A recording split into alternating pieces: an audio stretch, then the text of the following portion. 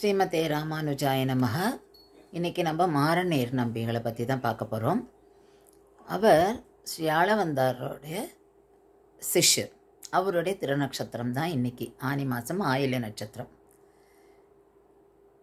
மாரநேர் நம்பியோட வாழ்க்கையை படிக்கும்போது நமக்கு என்ன தெரிஞ்சுக்கிறோம் அப்படின்னா, நம்மளுடைய ஆச்சாரியர்கள் எப்படி நமக்கு எல்லாரையும் ஒரே மாதிரி ட்ரீட் பண்ணணும் அப்படின்றத சொல்லி கொடுத்துட்டு போயிருக்கான்றத பார்க்குறோம்.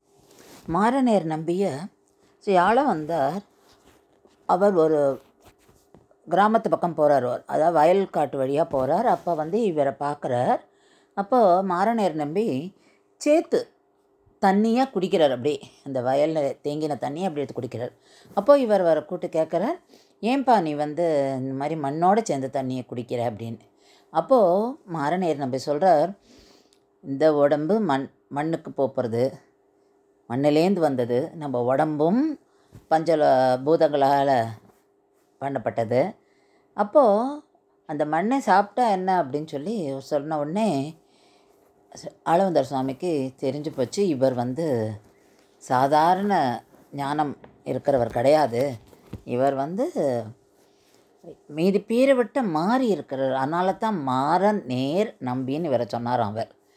இன்னொன்றும் சொல்லுவா, இவருக்கு நம்மாழ்வார் மாதிரி ஞானம் இருந்ததுனால இவர் அவரோட பேரை வச்சு கூட மாறன் அப்படின்னு சொல்லி கூட சொல்கிறா அப்படின்னும் சில பேர் சொல்கிறா. அப்போ மாரநேர் நம்பியை இவர் ஆளவந்தார் சுவாமிகள் கூப்பிடுறார், என்னோட நீ வந்துடு அப்படின்னு சொல்லி. அப்போ இவர் நாங்கள் வேறு வர்ணத்தை சேர்ந்தவா, எங்களை நீங்கள் சேர்த்துப்பீங்களான்ல கேட்டுக்கிறார் முதல்ல. அப்போ ஆளவந்தார் சுவாமியை சொல்கிறார், அதெல்லாம் இல்லை, எல்லாரும் ஒன்று தான், நீ வா, நான் சேர்த்துக்கிறேன், என்னோட நீ இருக்கலாம் அப்படின்னு சொல்லி, உனக்கு ஆசை தானே இதெல்லாம் கற்றுக்கிறதுக்கு அப்படின்னார். அப்புறம் அவர் போயிடுறார், போயிட்டு அவருடைய தங்குறார். கடைசி மட்டும் அவர் ஆச்சாரியர் ஆளவந்தார் சுவாமிகிட்டே தான் இருக்கிறவர். ரொம்ப பிடிக்கும் அவருக்கு ஆளவந்தாருக்கு. ஆளவந்தார் மாதிரி ஒரு பொம்மையை வச்சுட்டு தன்னுடைய தான் தங்கியிருந்த இடத்துல அவரை தியானம் பண்ணுவார். ஸோ அந்த அளவுக்கு அவருக்கு ஆச்சாரிய பக்தி. இவர் எப்போவுமே என்ன பண்ணுவாராம், வெளியில் உட்காந்து தான் கேட்பாராம். அப்போது ஆளவந்தார் சுவாமிக்கு தெரியுமா இவர் வெளியில் இருக்காருனால கத்தி தான் சொல்வாராம் அவர் இந்த உபதேசம் பண்ணும்போதும். அப்போ மீதி பேர்லாம் கேட்பாங்க, ஏன் சுவாமி நீங்கள் இவ்வளோ உங்களுடைய வாய்ஸை ரைஸ் பண்ணுறீங்க, உங்களுக்கு தொண்டைக்கு ஏதாவது ப்ராப்ளம் வந்துருப்பதேன்னு. ஆனால் அவருக்கு தெரியும் இந்த மாதிரி இவர் வெளியில் உட்காந்து கேட்டுருக்கார், அவருக்கு போய் சேரணும் அப்படின்னு சொல்லிட்டு. ஏன்னா எத்தனை உள்ளே கூட்டாலும் அவர் வரமாட்டாராம். ஸோ அந்த அளவுக்கு இவ ஆச்சாரியனும் சிஷ்யரும் அந்த அளவு ஒருத்தருக்கு ஒருத்தர் புரிஞ்சுட்டு இருந்துக்கா. அவ்வளோ பரஸ்பரம் அன்பு அவளுக்கு. அப்போது ஒரு தடவை மாரநேர் நம்பி என்ன பண்ணுறாருன்னா, இருக்கிற இடத்துல, அதாவது ஆளவந்தார் சுவாமி இருக்கிற இடத்துல அவர் அந்த காலக்ஷேபம் பண்ணுறது, உபதேசம், அதாவது இந்த சிஷ்யர்களுக்கெல்லாம் வச்சு பாடம் சொல்லித்தரது, எல்லாத்துக்கும் அவர் இருந்த இடம் ரொம்ப சின்னதாக இருந்தது. அதனால் பக்கத்தில் இருக்கிற ஒரு வீட்டையும் வாங்கி கொஞ்சம் பெருசாக்கி இப்போ நிறைய பேர் இருக்கலாமே அப்படின்றதுனால பார்க்குறார். அப்போது அந்த வீட்டுக்கு நல்ல நாள் பார்த்து உள்ளே போகிறதுக்காக பார்க்குறேன், நம்ம கிரகப்பிரவேசம் பண்ணுற மாதிரி. அப்போது அவர் கேட்குற மறுநாள் பண்ண வேண்டியது முன்னாள் சொல்லிவிடுறார், இல்லை நம்ம பண்ண வேண்டாம், நாளைக்கு அந்த அதாவது அந்த செலிப்ரேஷன்லாம் இருக்க வேண்டாம், ஃபங்க்ஷன்லாம் வேண்டாம், கேன்சல் பண்ணுவோம்.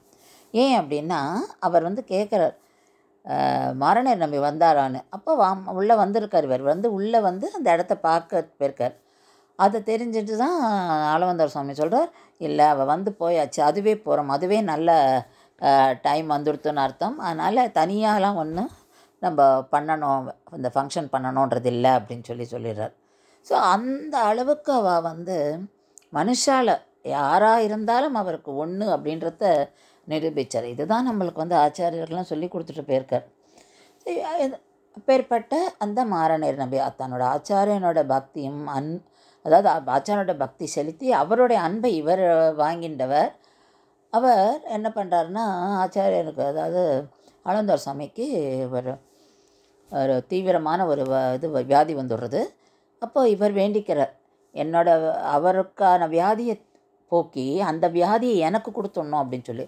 அதையே தெரியாமல் அவர் என்ன பண்ணிடுறார், யாருக்கும் தெரியாமல் அதை உள்ளே போயிட்டு ஆச்சாரியனை பார்க்குறார். பார்த்துட்டு அவர் துடிச்சு போகிறார், ஐயோ எனக்கு இவ்வளோ உடம்புன்னா மாரநேர் நம்பி துடிப்பார். அதனால் அவருக்கு சொல்ல வேணாம்னு சொல்லி வச்சுருந்தார். ஆனால் அவருக்கு தெரிஞ்சு போய்டுறது. தெரிஞ்சு போய் அவரை தாங்க முடியல உள்ளே போகிற. அப்போ அவர் கேட்குறார், நீங்கள் எனக்கு ஒரு சத்தியம் பண்ணணும் அப்படின்னு. இவர் வந்து என்ன சொல்லு அப்படின்றார். இந்த மாதிரி உங்களோட வியாதியை நான் வாங்கிக்கணும் அப்படின்றார். ஐயோ அது பண்ணாதே, இது ரொம்ப கொடுமை, இது வேண்டாம், அதில் எனக்கு கஷ்டப்படக்கூடாதுன்னெலாம் சொல்கிறார். ஆனால் இவர் கேட்கல. அப்போது அவர் வந்து அதே மாதிரி அந்த இதை வியாதி வந்து இவர்கிட்ட அவருக்கு போகிற மாதிரி பிரார்த்தனை. அவருக்கு மாரநேர நம்பிக்கை எந்த வியாதி வந்துடும். இவர் துடிச்சு போகிறார், இவர் இவ்வளோ கஷ்டப்படுறாரே அப்படின்னு சொல்லி. மாரநேர நம்பியோட உடம்பு ரொம்ப மோசமாக